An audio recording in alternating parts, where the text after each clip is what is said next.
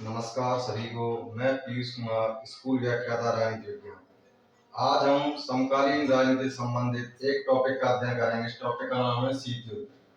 शीत युद्ध जो कि वर्तमान में 11वीं क्लास, 12वीं क्लास, ग्रेजुएशन, पीजी, इसके अलावा स्कूल व्याख्याता, नेट और सहायक प्रोफेसर के सिलेबस में भी है।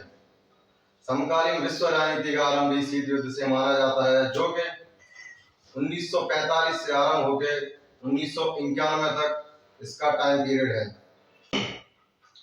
शीत युद्ध के कुछ अन्य नाम भी हैं, जैसे वाक युद्ध,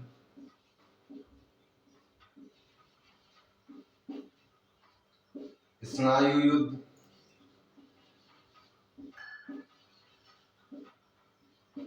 कागज के गोलों का युद्ध,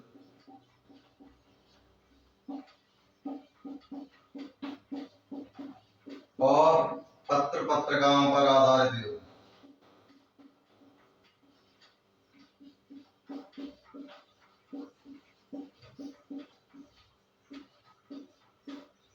इसको वाक युद्ध इसलिए कहा जाता है क्योंकि यह गर्म युद्ध न होकर केवल वार्तालाप पर, क्योंकि यह केवल वार्ताओं और भाषणों पर आधारित था।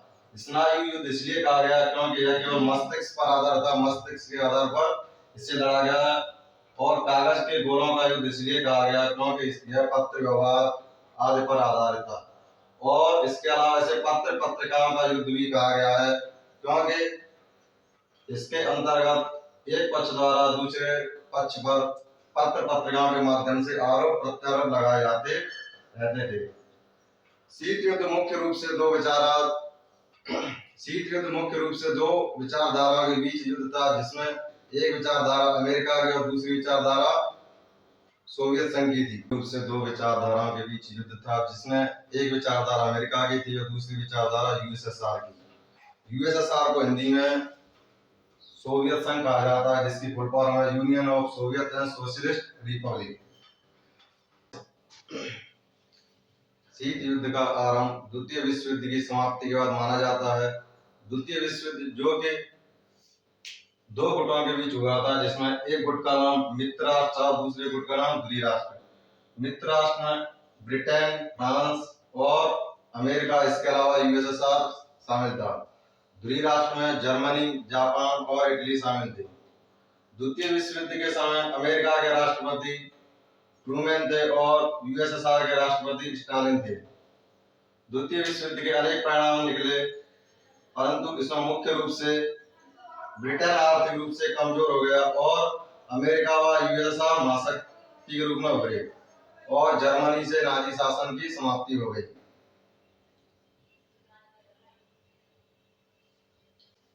द्वितीय विश्व युद्ध के समय अमेरिका और यूएसएसआर एक ही गुट में शामिल थे, परंतु अमेरिका और यूएसएसआर की विचारधाराएं अलग अलग थीं। जहां अमेरिका की विचारधारा पूंजीवादी शासन व्यवस्था को मानती थी, वहीं यूएसएसआर साम्यवादी शासन व्यवस्था को मानता था। द्वितीय विश्व युद्ध की समाप्ति के बाद यूएसएसआर और अमेरिका के बीच महाशक्ति बनने के लिए संघर्ष आरंभ हो गया। इसी संघर्ष को हम शीत युद्ध के नाम से जानते हैं। शीत युद्ध शब्द का सर्वप्रथम प्रयोग बर्नार्ड एम बरूच के द्वारा किया गया था, जो अमेरिकी विद्वान थे। शीत युद्ध शब्द का सर्वप्रथम प्रयोग बर्नार्ड एम बरूच के द्वारा किया गया था, जो कि दक्षिणी कैरोलिना विधानमंडल में किया गया था 16 अप्रैल 1947 को। परंतु शीत युद्ध शब्द को लोकप्रिय बनाने वाले विद्वान का नाम वाल्टर लिपमैन है और वाल्टर लिपमैन की पुस्तक का नाम है कोल्ड वॉर।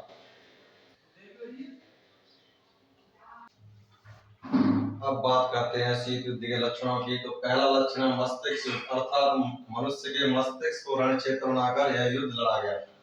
गर्म युद्ध से भयानक, क्योंकि इसमें हमेशा ऐसा लगा रहता था कि कभी युद्ध हो सकता है। सुदृढ़ता प्राप्त करने की ओर यूएसएसआर और अमेरिका के द्वारा अनेक देशों को अपने गुट में शामिल किया गया। जासूसी, इसके अंतर्गत अमेरिका द्वारा और रूस द्वारा भी एक दूसरे के देशों में जासूस भेजे गए और जासूसी कराई गई। अब बात करते हैं शीत युद्ध के कारणों की। तो शीत युद्ध के कारण द्वितीय विश्व युद्ध से ही आरंभ हो जाते हैं, परंतु कुछ विद्वान इसके कारणों में रूस की क्रांति को भी शामिल करते हैं। शीत युद्ध के कारणों में रूस की क्रांति को भी शामिल किया जाता है और रूस की क्रांति को शीत युद्ध के ऐतिहासिक कारणों में शामिल किया जाता है। इसके अंतर्गत सन 1917 में रूस की क्रांति हुई और वहां जारशाही का अंत हुआ, परंतु अमेरिका और ब्रिटेन के द्वारा रूस की सरकार को मान्यता नहीं दी गई और यह मान्यता 1933 में जाकर अमेरिका ने रूस की सरकार को मान्यता दी और 1924 में ब्रिटेन ने रूस की सरकार को मान्यता प्रदान की। रूस की क्रांति को शीत युद्ध के ऐतिहासिक कारणों में आंद्रे फोर्तेन और लुई हार्ले नामक विद्वान शामिल करते हैं। रूस की क्रांति को शीत युद्ध के ऐतिहासिक कारणों में दो विद्वान शामिल करते हैं, इनका नाम है आंद्रे फोर्तेन और लुई हार्ले।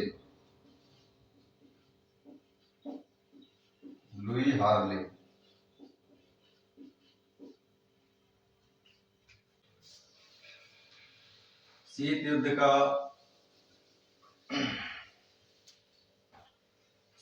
का दूसरा महत्वपूर्ण कारण है द्वितीय मोर्चे का प्रश्न।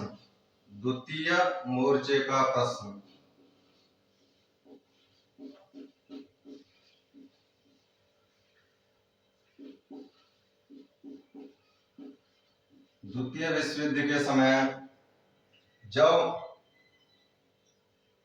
जर्मनी पर यूएसएसआर द्वारा आक्रमण किया गया तो यूएसएसआर द्वारा ब्रिटेन और अमेरिका से यह अपील की गई कि सैनिकों से संबंधित द्वितीय मोर्चा खोला जाए,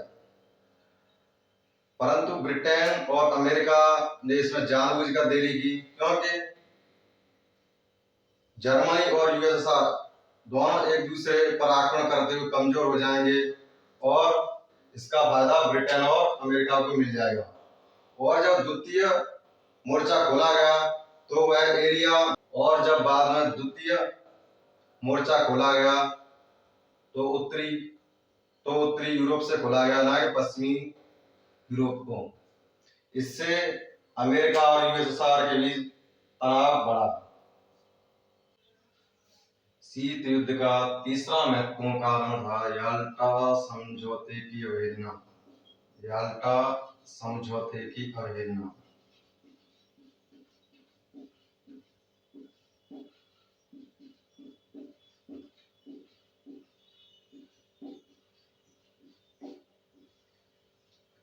इसके अंतर्गत पोलैंड पर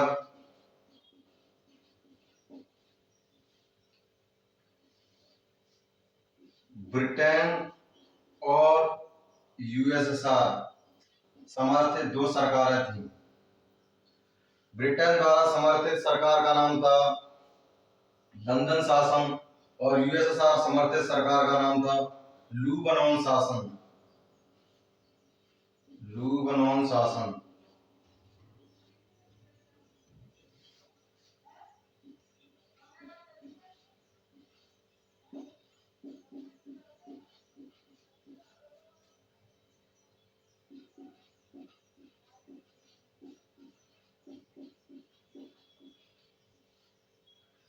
याल्टा समझौते के अंतर्गत यह निर्णय किया गया कि पोलैंड में लंदन शासन और लुबनान शासन दोनों शासनों को समाप्त करते हुए लोकतंत्र की स्थापना की जाएगी, परंतु यूएसएसआर के द्वारा शक्ति के बल पर पोलैंड व लुबनान शासन लादने की कोशिश की और साम्यवादी सरकार की स्थापना कर दी। पोलैंड के अलावा यूएसएसआर के द्वारा हंगरी, बुल्गारिया, चेकोस्लोवाकिया और रोमानिया जैसे देशों में भी साम्यवादी शासन की स्थापना कर दी।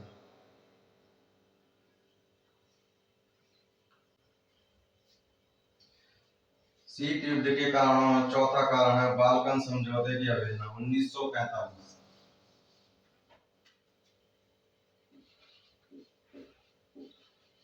बाल्कन समझौते की अवहेलना।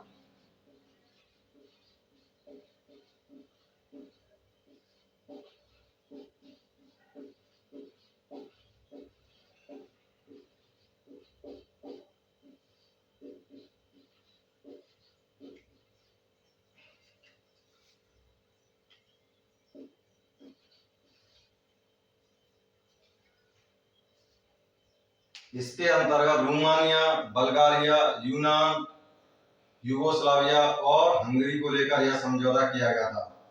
रोमानिया,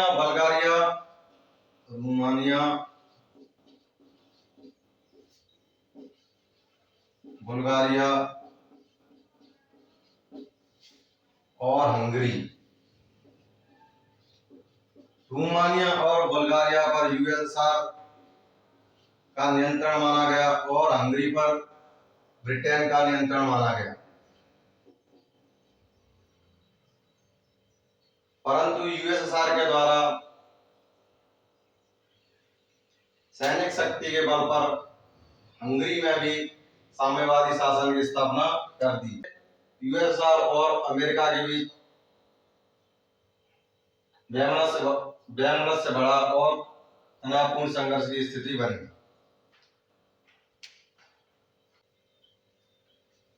शीत युद्ध के कारणों में पांचवा कारण है ईरान से यूएसएसआर की सेनाएं वापस न होना, अर्थात यूएसएसआर द्वारा ईरान से अपनी सेना न हटाना। यूएसएसआर द्वारा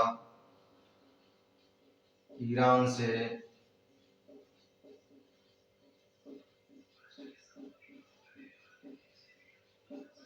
अपनी सेनाएं न हटाना। द्वितीय विश्व युद्ध के समय अमेरिका की सहमति से यूएसएसआर की सेनाएं ईरान में प्रवेश करती हैं और वहां कब्जा कर लेती हैं। परंतु द्वितीय विश्व युद्ध के बाद भी यूएसएसआर द्वारा ईरान से अपनी सेनाएं नहीं हटाता है। इससे अमेरिका और यूएसएसआर के बीच तनावपूर्ण स्थिति बनती है। शीत युद्ध के कारणों में छठवां कारण है पश्चिम द्वारा यूएसएसआर विरोधी प्रचार प्रसार किया जाना। पश्चिम द्वारा यूएसएसआर विरोधी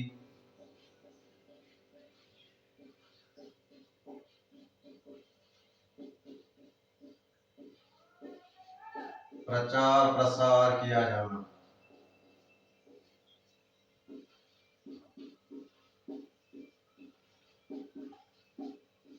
इसमें ब्रिटेन के विदेश मंत्री और अमेरिका के विदेश सचिव, उस समय ब्रिटेन के विदेश मंत्री थे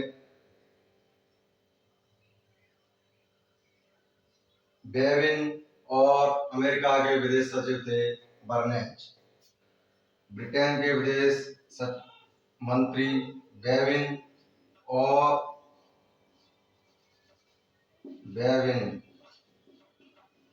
अमेरिका के विदेश सचिव थे बर्नेज। दोनों ने संयुक्त रूप से विज्ञप्ति जारी कर कहा कि यूएसएसआर की नीतियां लोकतंत्र विरोधी हैं और यूएसएसआर की नीतियों को तनावपूर्ण करार दिया। इससे अमेरिका और यूएसएसआर के बीच तनाव बढ़ा। शीत युद्ध के कारणों में सातवां कारण है अमेरिका द्वारा यूएसएसआर की लैंड लीज सहायता बंद करना। अमेरिका द्वारा यूएसएसआर की लैंड लीज सहायता बंद करना।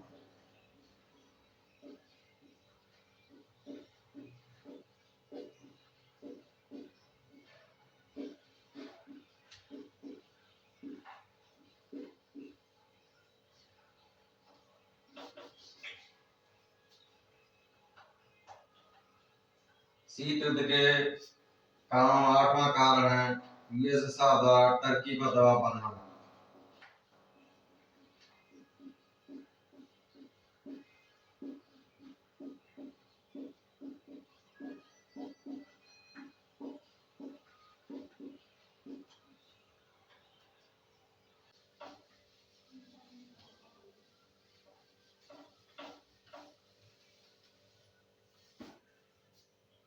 शीत युद्ध के अगले कारणों में नौवां कारण है परमाणु शक्ति का प्रयोग।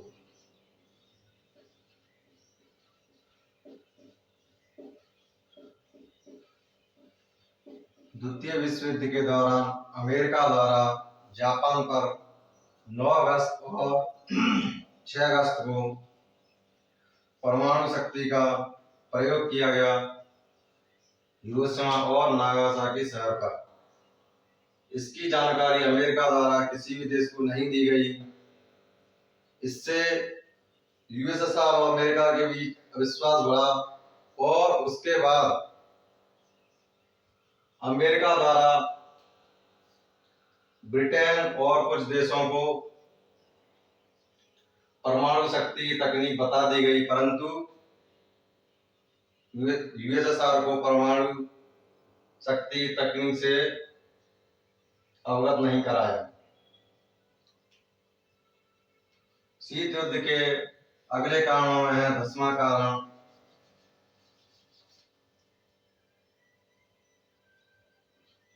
यूएसएसआर द्वारा संयुक्त राष्ट्र संघ में बार बार वीटो शक्ति का प्रयोग।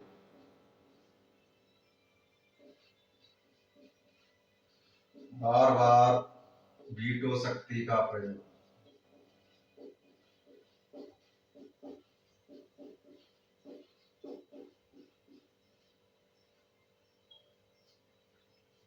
इसके अंतर्गत यूएसएसआर पर यह आरोप भी लगे कि वह संयुक्त राष्ट्र संघ की कार्यवाही को बाधित करता है और उसका लोकतंत्र में विश्वास नहीं है।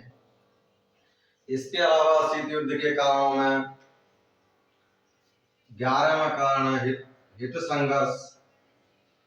इसमें एक गुट के दूसरे गुट से हित टकरा रहे थे।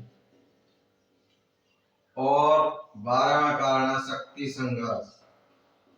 इसके अंतर्गत अनेक सैनिक गुट भी बनाए गए और अनेक देशों को आपस में एक दूसरे के साथ मिलाया गया। आज के लिए बस इतना ही। धन्यवाद।